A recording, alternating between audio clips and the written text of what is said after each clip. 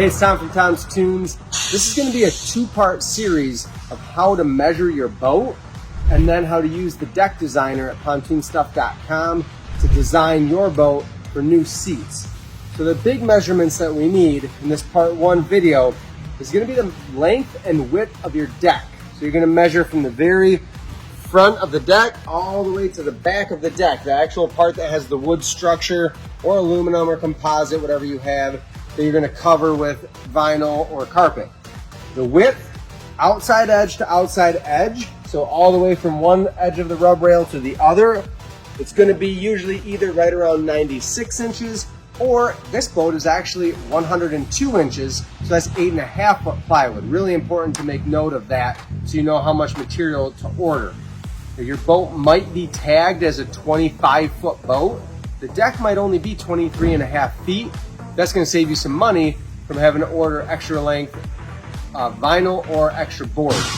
The next big measurements we need to take is going to be the width inside the railings of your boat. So we need to know how much room we have to work with width-wise, and then we need to know how much length we have inside the railings as well. So another big important part is getting that whole railing, and when you go to the deck designer, you're going to put that information in first.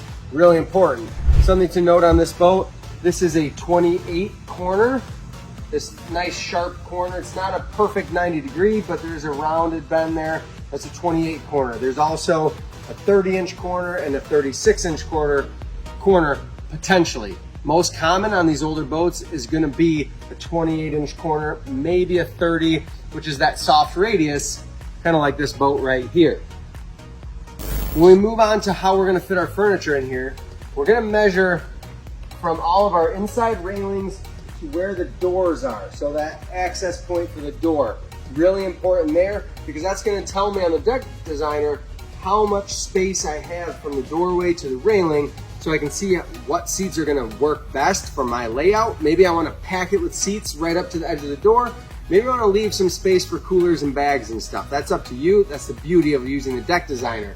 The other things to make note of are where your console is going to go. You might need to measure your cable length of your ship throttle and steering cables, unless you're okay with replacing those, so we can lay everything out in that same position that you had before for your shift throttle cables and electrical.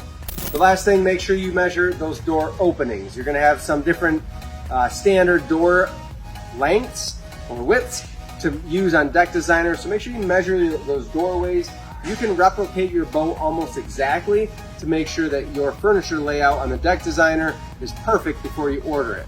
When you are taking your measurements, doing something really simple like sketching out a boat, this is not to scale. It doesn't need to be to scale. It's just going to give you somewhere to write your measurements.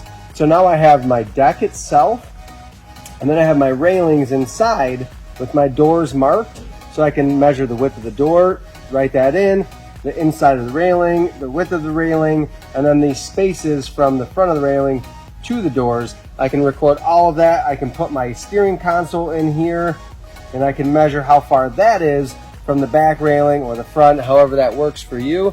But this helps me, so I'm going to take all my measurements, I'll write everything in, then I can sit down with the deck designer and apply this directly in. Then I just drag and drop my furniture.